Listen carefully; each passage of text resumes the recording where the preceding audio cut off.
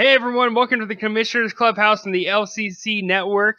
We're your hosts Patrick and Jameson here for Conference Championship Weekend. What's going on, Jameson? Woo! I'm excited. Conference final. Woohoo! Conference final week. Unfortunately, neither one of us are in the conference final, but we'll still get to talk about this and review a little bit of last week, preview, of course, for this week. But first, we've got a segment here that we've actually been sitting on for a while called Unpopular Opinions, Pat. So this is segments for both of us where we'll both kind of state a couple things that may be considered unpopular amongst some of the people in our league, and we'll kind of back it up with some data or stats or whatever. But I figured this would be kind of fun. Maybe people out there have agree with us, maybe they don't. But I thought we could kind of kick the show off that way instead of quick stats, because there weren't a lot of games last week. There's not a lot of data to sift through as we kind of keep shrinking down, how many teams are left in the playoffs. So, but yeah, I mean, you want to kick this segment off, Pat? First time ever? Let's do it. Let's kick off Unpopular Opinions. I feel like I'm kind of known for unpopular opinions. I seem to pick teams that no one else will pick. I'm the guy who picks players no one is willing to take a risk on when we do this show. But I'm going to kick it off with one. It was so hard for me to even write this, think this, especially as a Panther fan and one of my favorite players in this position of all time. That is Luke Kuechly I'm talking about here for my unpopular opinion. So here it is. Here's my opinion that's going to baffle, guarantee you, every single person that listens to this. Luke Kuechly will never again be a top 5 IDP linebacker in our current league scoring format. Wow. Boom. Yeah, just dropped that. That's pretty bold, considering that he's been there outside of injury for many years. That's pretty bold. Yeah.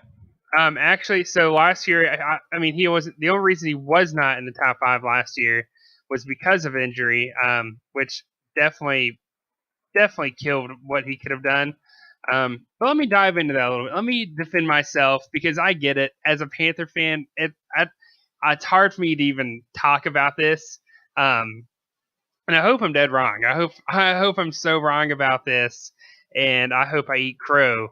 But currently, he's number 4 in the top 5. He's number 4 right now at the nice ripe age of 27. So only really like a year older than myself. But he's number 4 in terms of the top linebackers in our league. James, can you hear me? Yeah, I can hear you. Can you hear me? Okay. Yeah, no. I'm sorry. It just got really quiet all of a sudden. No, I was letting you talk. Okay. When we talk over each other, it messes up. So I was just letting you. Yeah. I was letting you do your thing. Okay. Sorry about that. Panicked for a minute.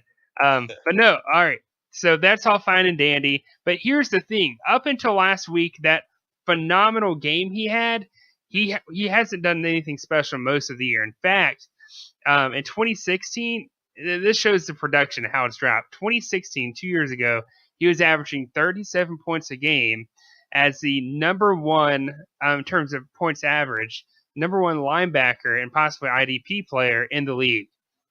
Now, it's been, for those that don't know, 2016, we weren't an IDP league yet, but I'm going back and looking at historical data here using our current scoring format. He was averaging 37 points a game. Anyways, last 2 years, it's been 31. It's been right around 31, 30 points a game. So that's a huge drop in a 3-year period right there. That says a ton. All right. Not only that, but out of the 14 weeks that have passed this year, he's scored below 37 times. That's half the time he's scoring average linebacker numbers. And to me, an average linebacker is not a top 5 IDP linebacker, and he's more relied upon tackles than ever before. I mean, you go back and look at Luke Kuechly's numbers. He's had 1 pick the entire year. He's had only 2 sacks the entire year. He's had 4 passes defended the entire season. Luke Kuechly has gotten all of his points this year, for the most part, through tackles alone. Last week was the best week he had against against none other than you, Jameson, at least in our conference. He had 2 forced fumbles, and that's the only reason he scored 53 points. If Luke Kuechly is not the same, and I hate to say it because he's still one of the best linebackers in football when we're talking about that, but he's not producing what he was a couple of years ago. Not only that, he's injury. We know Luke Kuechly's injury prone. We know how he is with concussions. And at the linebacker position, it's hard to stay healthy. You're constantly putting your body in harm's way. And then with the rise of young linebackers like Darius Leonard, Tremaine Edmonds, Vander Esch, Jalen Smith, Raquan Smith, they're naturally going to push him out over the next year, 2 years, 3 years. I just don't see how Luke Kuechly, in terms of our scoring system in our IDP league, I don't see how he can compete in the top 5 moving forward. I think he's a great fantasy linebacker. He's worth keeping and all, but I just don't see him performing at the same level and being able to compete with some of these younger guys that are coming onto the scene. No, yeah, I can see that. I mean, and 6 points a game doesn't sound like a lot, but when you look at the average, but a difference in 6 points. I mean, you were talking dozens and dozens of linebackers between a guy scoring 31 and 25, or whatever. So 6 point drop is significant, and I think injuries are going to catch up with him. Like you mentioned. So no, I could see that for sure, especially with all the young talent. So and part of the reason why he scored so low is because he's only scored double-digit tackles twice this year, and I know that's a lot to ask for to begin with, but still, where a younger Luke Kuechly was doing that way more often than he has been the past 2 years. And I get it, last year he was injured, but still, he was only averaging 31 points last year when he was healthy anyways. Luke Kuechly is just not performing at the level he was 3-4 years ago. I think it's starting to show, especially this year when you consider how many weeks he's been scoring in the 20s. No, yeah, I agree. I think that's just unpopular enough to get some people talking, but it's not too crazy. So I like that one. Hopefully, some people like text us or something and want to argue about it or something. Like want to give us some data to show otherwise. But I like it. One of my unpopular opinions: at least half of the Elite 12 playoff teams will not return next year. At least half, so at least 3. And the reason I'm saying that is because I look at some of the teams that didn't make it. So like Peyton. Well, first of all, I don't know how to spell Peyton's name. Like literally in the same document, it'll be Pay, Pey. Like it's all over the place. So Peyton, text me your name or something, man.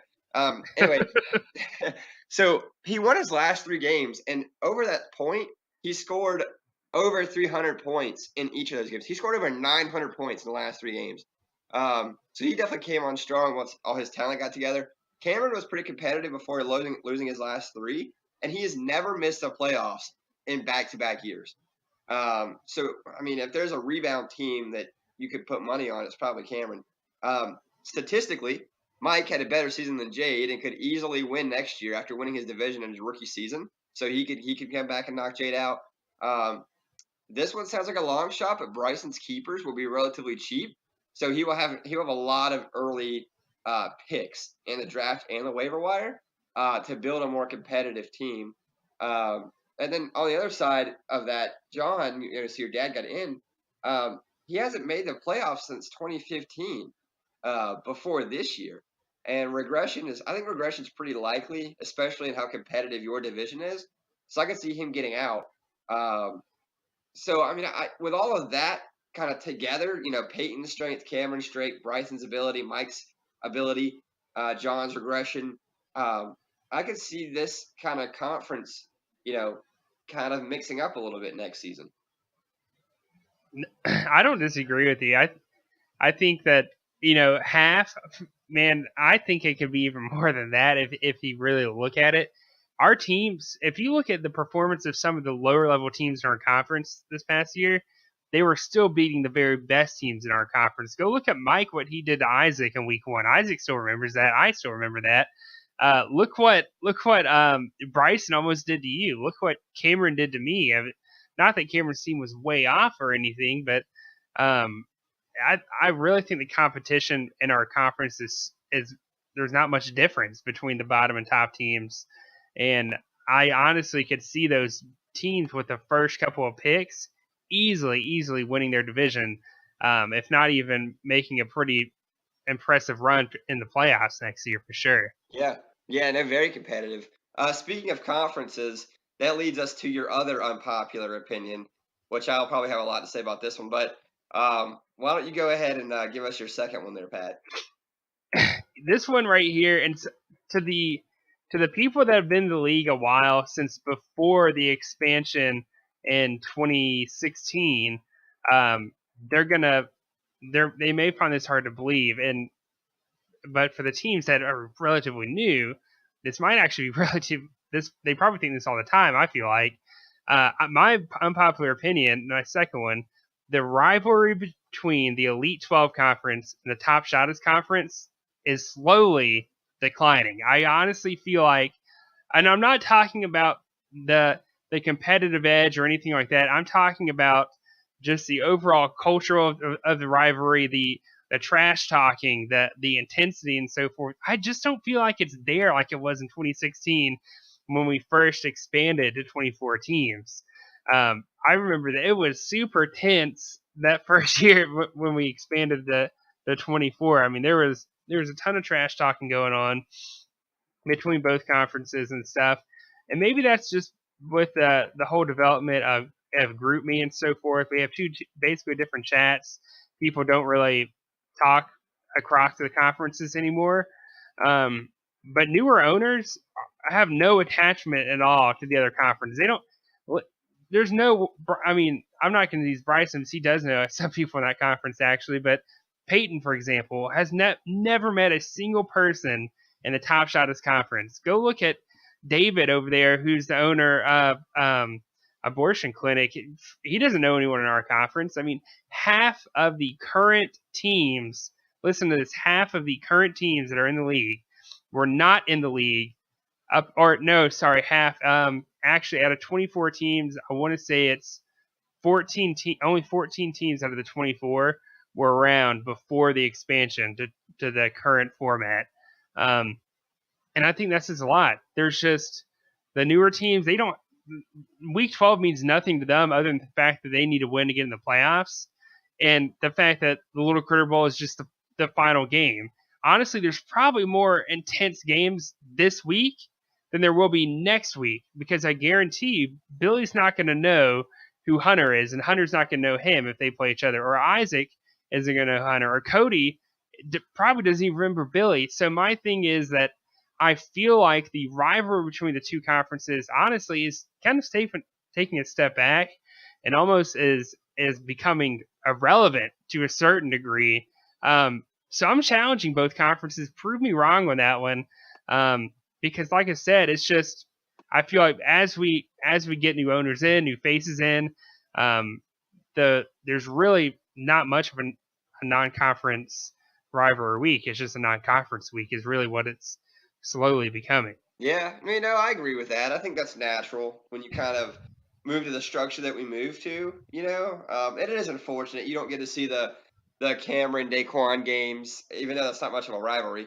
Or Jordan. I used to play Jordan a lot back in the day, but I thought you were going to use that as like a platform for your new well, change. Okay, I wasn't gonna bring it up, since you're gonna say that, I will very briefly and very vaguely talk about a potential rule change I'm considering putting on the table. I don't want to go into too much detail. I'm just everyone's gonna freak out, the people that do listen to it, and I feel like the messages can get distorted to the people that aren't listening as much. But essentially, my countermeasure of fixing this right here is to essentially merge both player pools. And I know a lot of people right now, their head is spinning. That sounds ridiculous. And I get that. That really should have just been my unpopular opinion right there, that rule change.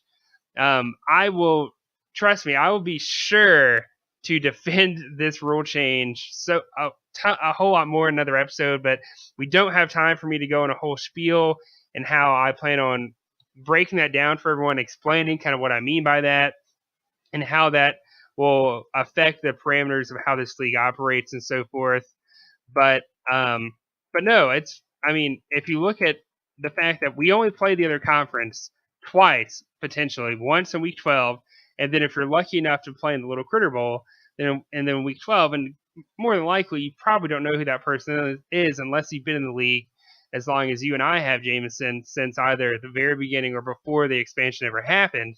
But no, I think it would be great to kind of raise the bar and really bring back that competitive edge between both conferences in terms of the trash talking and and stuff like that. I just think it'd be cool. It'd make it a little bit more fun on week 12 and Little Critter Bowl.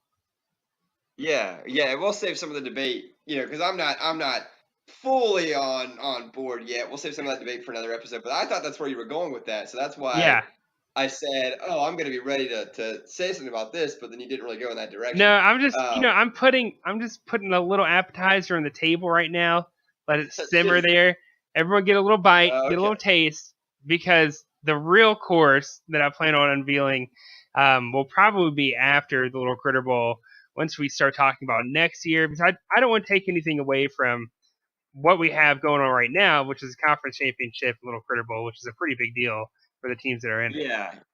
No, we'll have plenty of time to discuss it. We'll be doing episodes about all sorts of off-season stuff, rule proposals, and everything. So we'll talk about it more in detail then. But my other popular opinion, real quick, QBs should stop drafting QBs so early. I'm so tired of seeing QBs get drafted early. They mean nothing to your team. So I went through all the playoff teams, and this was the primary quarterback on their team. These were the rankings: 1, 2, 3, 4, 7, twice on both sides. 9, 13, 14, 15, 16, and 20. 8 of the 12 teams didn't have a top 5 quarterback, and almost half of those weren't even QB1s, which is a quarterback outside of the top 12. The reason they're not important is because relative to other positions, the difference in QBs are smaller. So, for example, QB difference between the QB2, which is Big Ben, and QB21, which is Nick Mullins, is 200 points over the course of the entire season. To get a 200-point difference in a position like running back, it only takes 9 running backs. From Gurley to Phillip Lindsay is 200-point difference, which is insane. That's 9 running backs. There's 8 guys between Gurley and Lindsay, including Lindsay, really.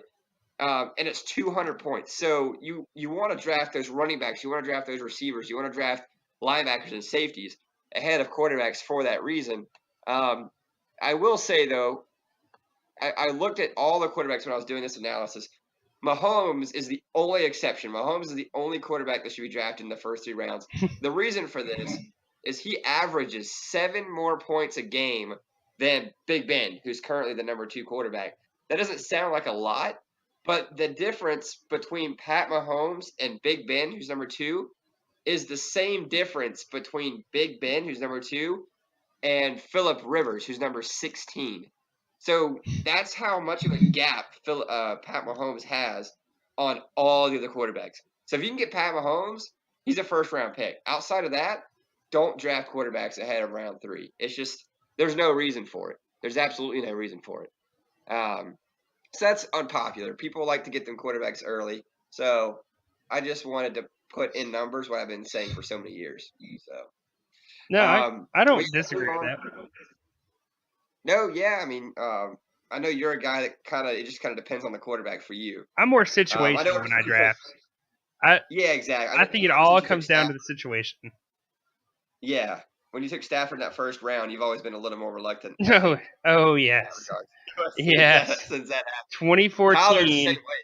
Dude, 2014, because of that season, I will never, ever, for any reason, have Matt Stafford on my team as a backup or as a starter. I refuse to have him on my roster. Well, after this season, you shouldn't have him on your roster anyway, regardless of where you draft him. He has been horrible. All right, so on to weekend review. There's not a lot of teams, so and there's not a lot of history because we already talked about the history, so we don't want to go dragging all that out again. So we'll kind of run through some of the games here. This is going to be hard to relive, but Billy beat me this week in the divisional round, 357 to 289. He scored more points than any other playoff team so far in the playoffs, not throughout the season. And he had a really good game, man. I mean, Amari Cooper had 80 points. I mean, there's nothing I can do, to beat that. In fact, that's where I messed up when I was projecting Amari Cooper. I did 19 instead of 80. And that's really where I messed up. And stupid me. I mean, I really should have known better. 80 points. I mean, we were all expecting that from him, right? Right. And Jamal Adams had 7. So what it was supposed to be was like 28 to 19. It ended up being 80 to 7. So that was a huge swing in Billy's favor, and that really won him the game. Isaac played John in a very low scoring game, which was shocking. Isaac beat him 221 to 202. Both teams, this was interesting, both teams had 4 players under 18 points. That's how miserable both of their teams were this weekend. Miserable. Not a lot to talk about there. It was just bad all the way around. Cody and Mufali, 278 to 270. This one could still change with a stat change. So we'll see what happens this week. This was the closest playoff game by far. The difference maker, Cody had 2 players over 50. Mufali didn't have any players over 47. And only 1 at that. So that was really where Cody kind of separated himself. Hunter Daquan, it was not nearly as close as we thought it was going to be. Hunter scored 292 to 238. This was Hunter's 3rd time in the last 3 weeks scoring at least 292 points, which I thought was interesting because going into the playoffs, he hadn't scored more than 295. And another thing that was interesting, Hunter had more single-digit players than Daquan did, even though he beat him by 54 points. So I thought that was crazy. Surprising. Yeah, it was very crazy. So with that, Billy moves on, Isaac moves on to face each other. Cody and Hunter move on to face each other in the conference final, which is where we find ourselves now. What?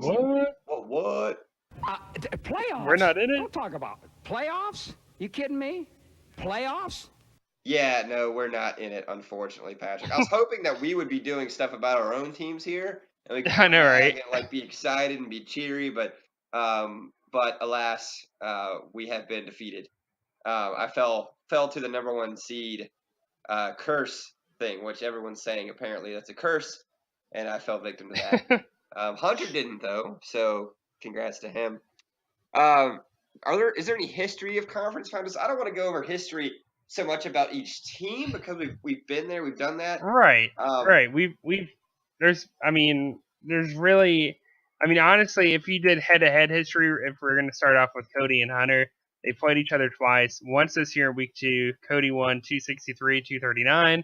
And then last year in the, believe it or not, the divisional round, Cody ended up winning 295 to 172 in a huge beatdown. Probably one of the bigger beatdowns in the divisional round in our league history. That's the short history, though, between them. There isn't much because last year was Hunter's first year in the league. I will say this, though, about Hunter. He is on a 9-game winning streak. That is the longest winning streak right now that's alive right now in our league. If you look at Cody, he's won back-to-back, obviously.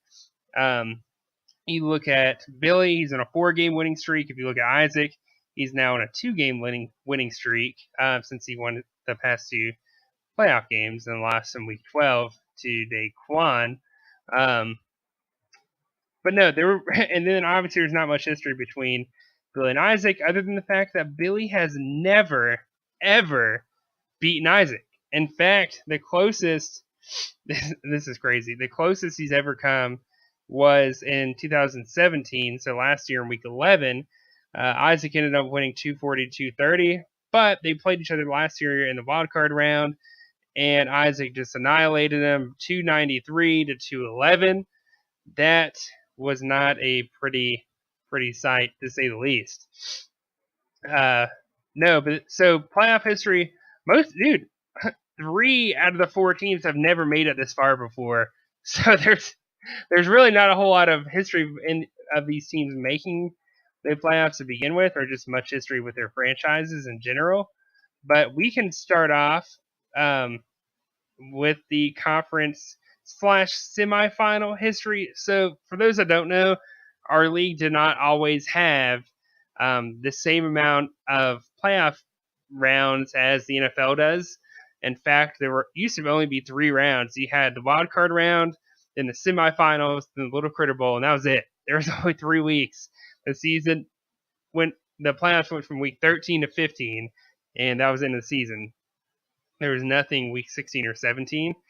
But the first ever semifinal game, this is throwback right here. You had, I'm thinking RBs, which is now Mr. 300, Colby, playing against myself, Roebuck Leprechauns. I ended up losing that one 141 to 168, which was definitely bitter for me to swallow because I was 10-2, dude.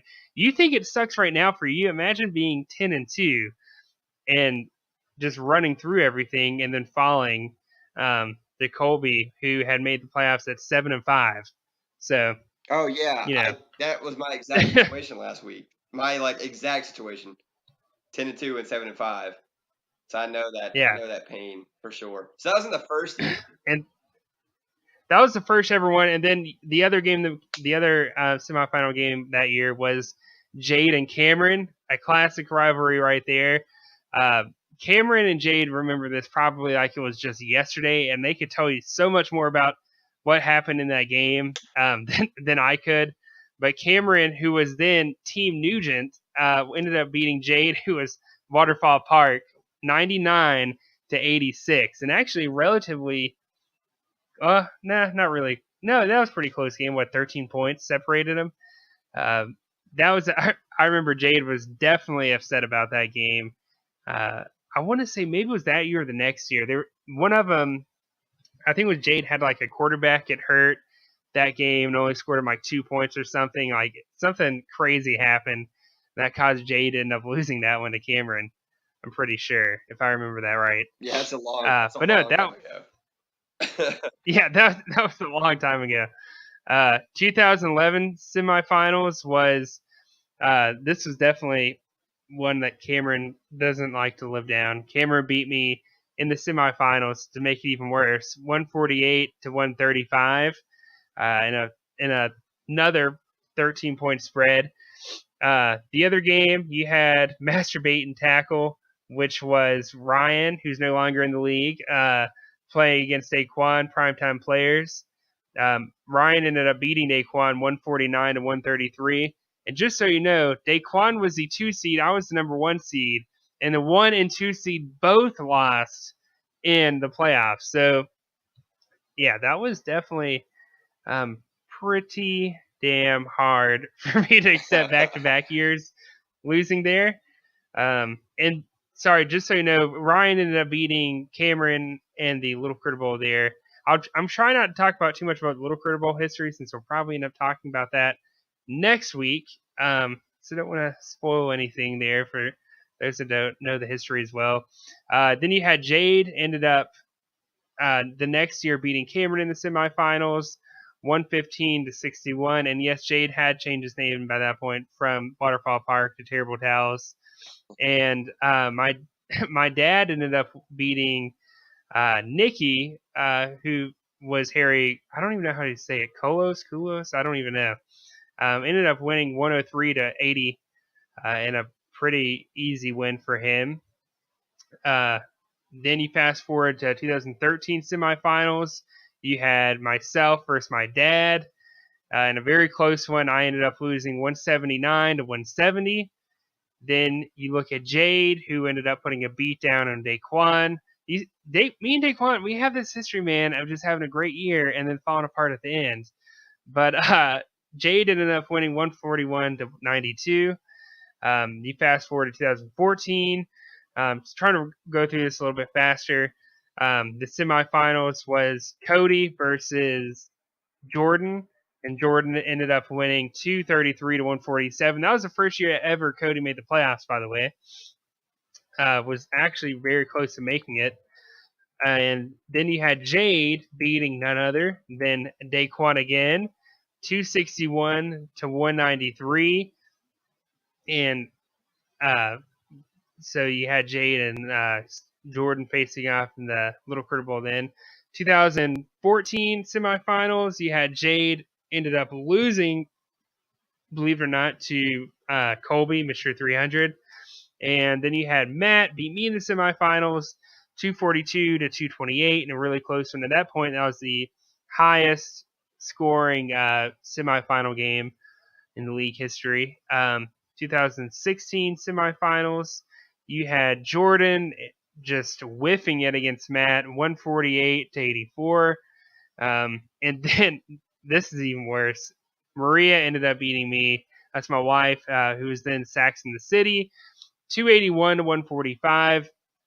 And I'm telling you, she didn't even know what a first down was before that draft. So she picked up really quick, to say the least. Was that the Le'Veon Bell against Buffalo game where he had like that was touchdowns? Le'Veon Bell having a career best, and just so happened to be semifinals against myself, and my team just crapped the bed on top of it to make it worse. I remember watching that from my house, watching the game in the snow, and I'm just thinking to myself, man, I feel bad for the sucker who's playing Le'Veon this weekend because they're getting whooped. And then looking at the scores, and it's just Maria just putting the smackdown on you.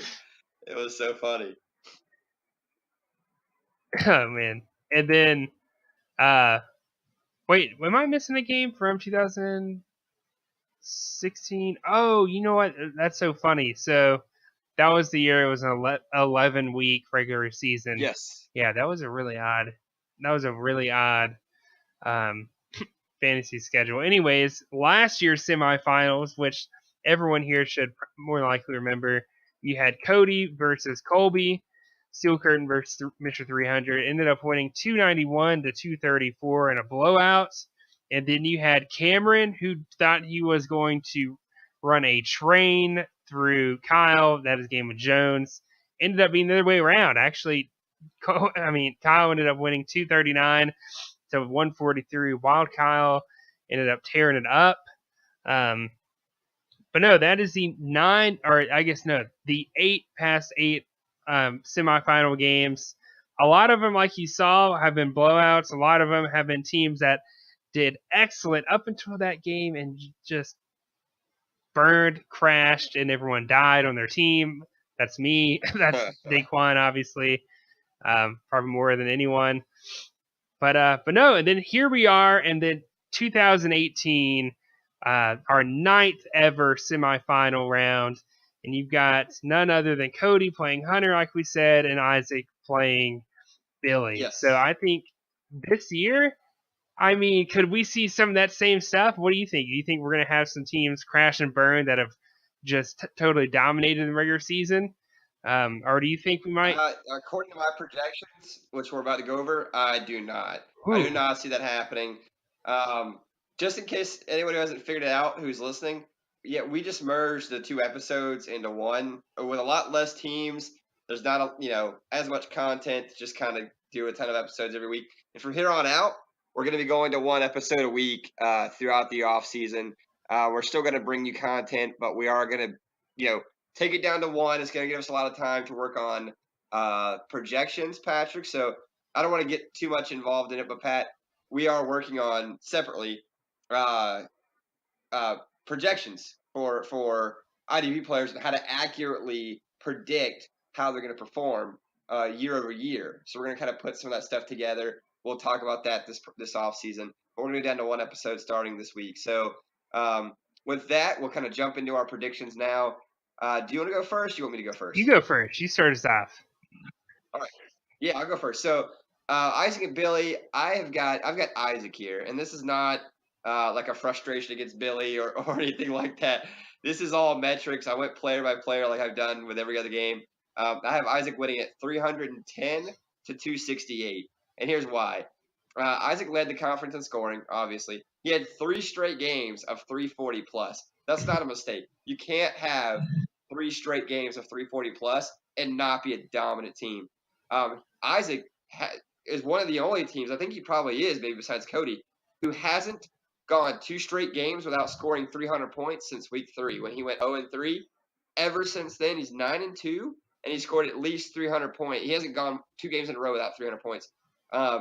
So 300 points to me is the baseline for Billy. Like that's the minimum he's going to have to score to keep up with Isaac.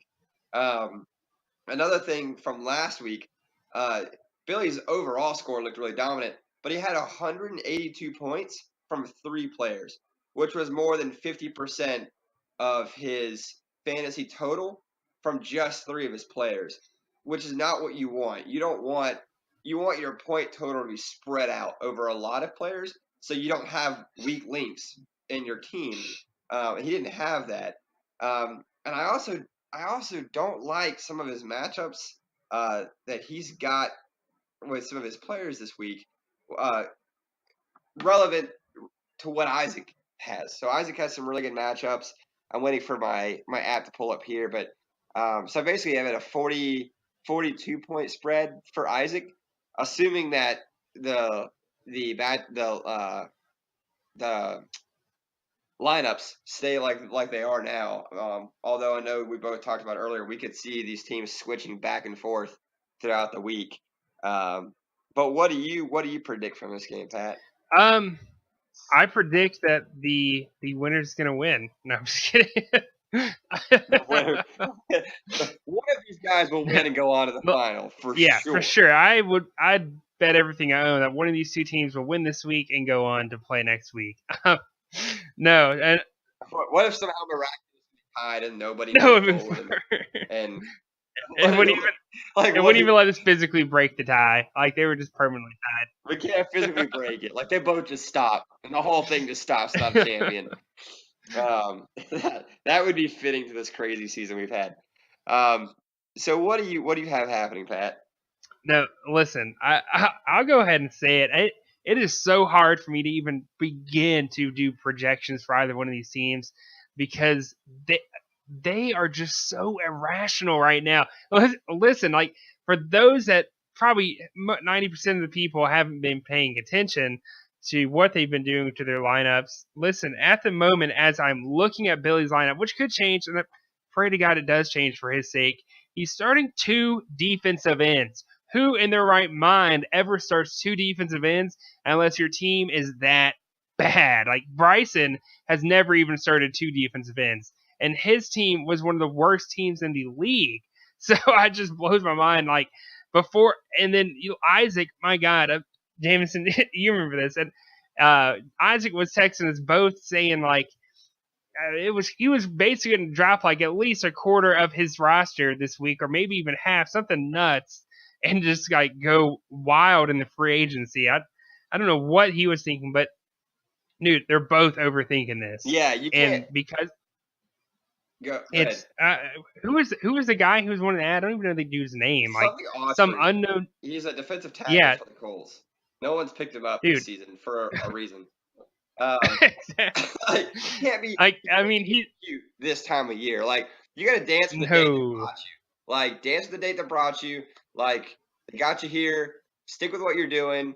I told Isaac dance with the date that brought you unless they kick somebody, in which case you got to go with somebody else. But do what you've done, the whole year. Don't get too cute.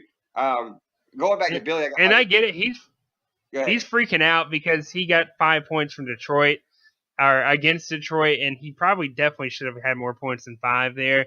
But dude, I mean, he got 31 against the Chiefs, dude. And again, I'm talking about Chandler Jones here. Listen, bud, don't overthink this. This goes to you too, Billy. You don't need to be starting 2 defensive ends because I guarantee you that flex, you're starting a defensive lineman. No way, and there's no way he's going to outscore Khalil Mack. Probably he's not going to outscore Byard. He's not going to even probably outscore Tariq Cohen or Tevin Coleman for that matter.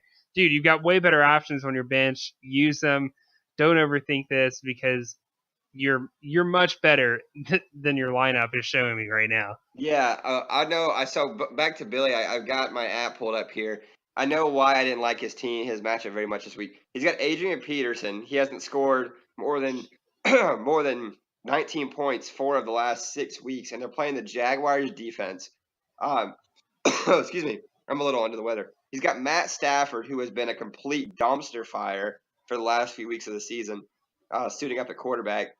And like you mentioned, 2 defensive ends. I mean, I like his defense, but beyond those guys, but 2 defensive ends against Isaac, who is almost guaranteed a lock to go 300 plus. Yeah, it doesn't look very good for Billy Well, at this rate. But it's all self-destructive things. Like, for example, and I get it, Lamar Jackson is looking like, because of the injury, he may be splitting time with Joe Flacco again this coming weekend. But they're playing the Bucks. They are playing the Tampa Bay Buccaneers, one of the worst pass defenses in the league. Tap onto that. Dude, you're starting Matthew Stafford, who hasn't scored 30 plus in over a month. All right, he didn't score 30 against the Panthers' crappy defense. He didn't score 30 against the Arizona Cardinals of all teams, who are, dude. You can say they get a good pass defense. I refuse to say that out loud because they don't, in my opinion. No, I agree. It's just because teams don't have to throw against them. No, I'm telling you, dude, he's overthinking this. He has benched Ezekiel Elliott, who's just questionable. He even said so himself. He's feeling okay despite the neck injury.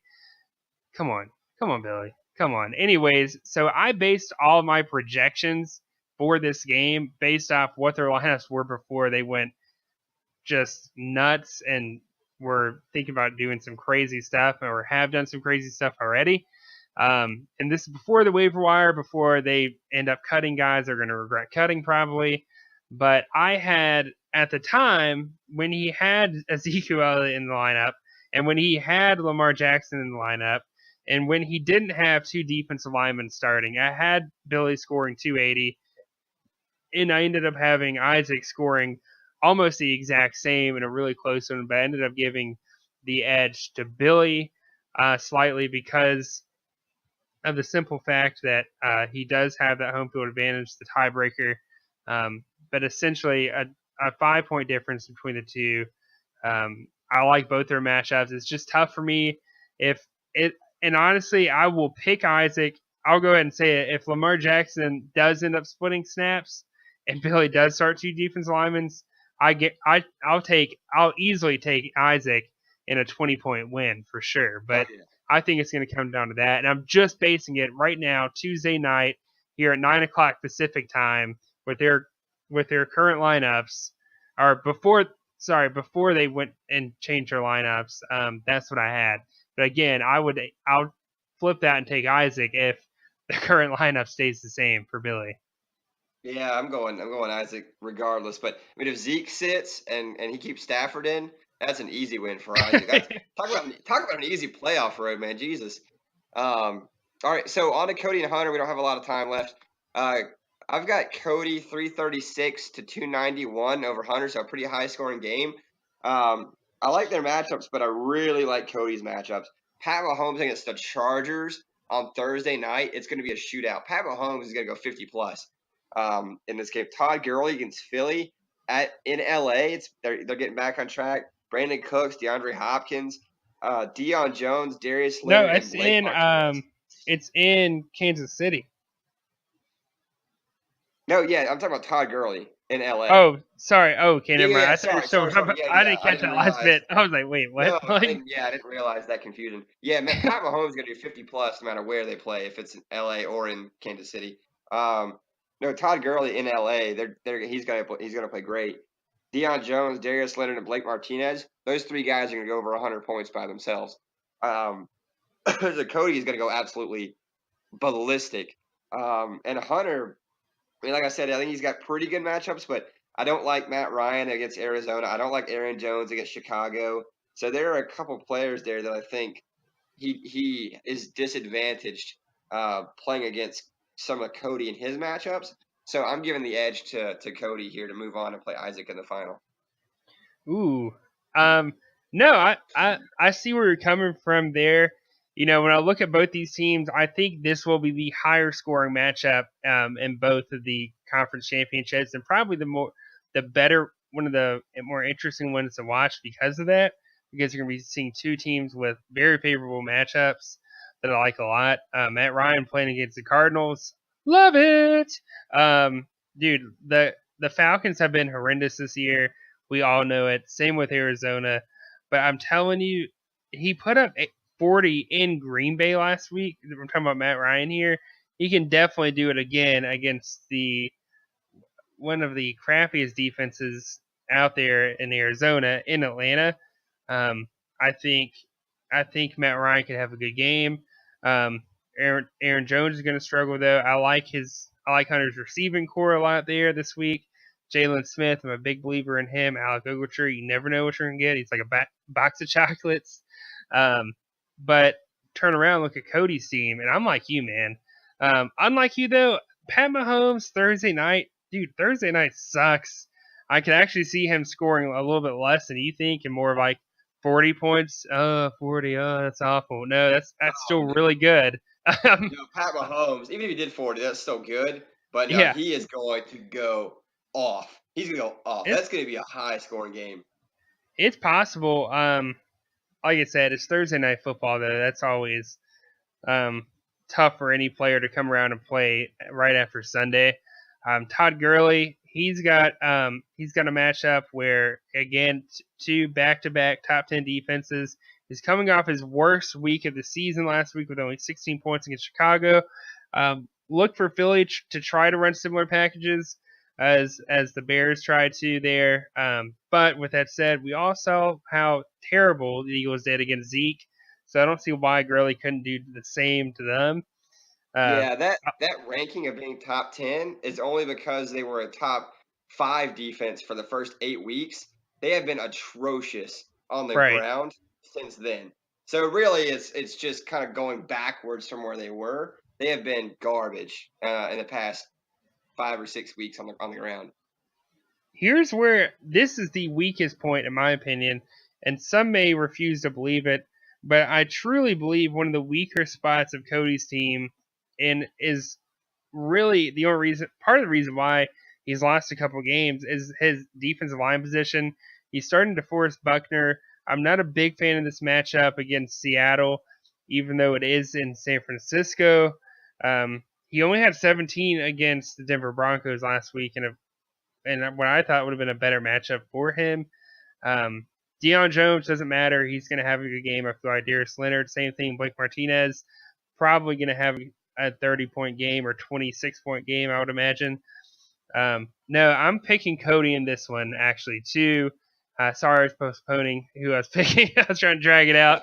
I've got Cody winning 317 to 298 in a pretty high-scoring game. I could see Cody score more, just like you had him. But I really think Hunter's going to have a slightly better game than you think he will. I think this game will be pretty close, actually.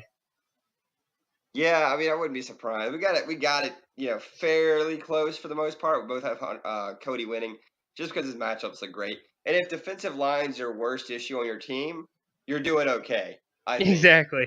Yeah. So no worries there for Cody's team. So Cody and Isaac is who I'm projecting in the final. You're projecting Cody and Billy, sort of, depending on what happens with their lineups and all that kind It of all garbage. comes down to Billy, honestly, and Isaac. Yeah. I mean, which one makes the worst mistakes the next couple of days? Because they're on track to make some horrendous ones if they let their thoughts take them there.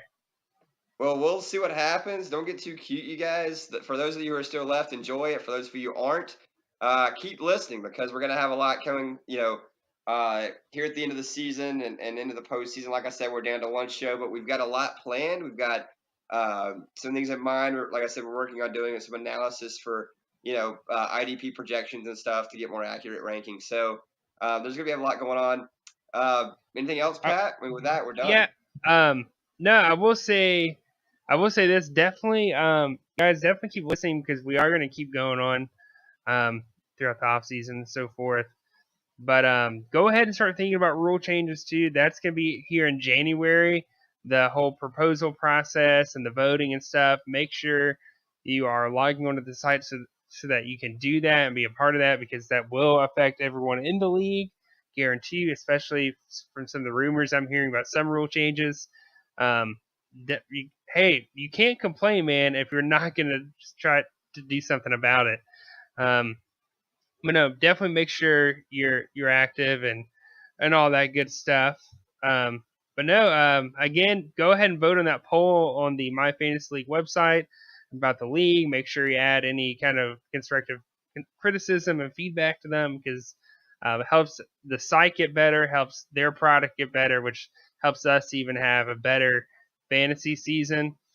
But no, man, I've definitely, this is our last show, Jameson, before Little Critter Bowl. So I want people to also, if anyone's thinking about being a guest on our last podcast of the 2018 season, go ahead and start texting us now so we can go ahead and plan content, plan things accordingly, because we enjoy having guests, but we definitely have to plan for that because there's a lot that goes into it time-wise. Yeah, time-wise, content-wise, and technical, kind of the technical aspect of it. There's a lot that goes into getting our podcast to sync remotely, technically speaking. So let us know ahead of time. With that, we are out. Good luck, everybody, and we'll see you guys next week.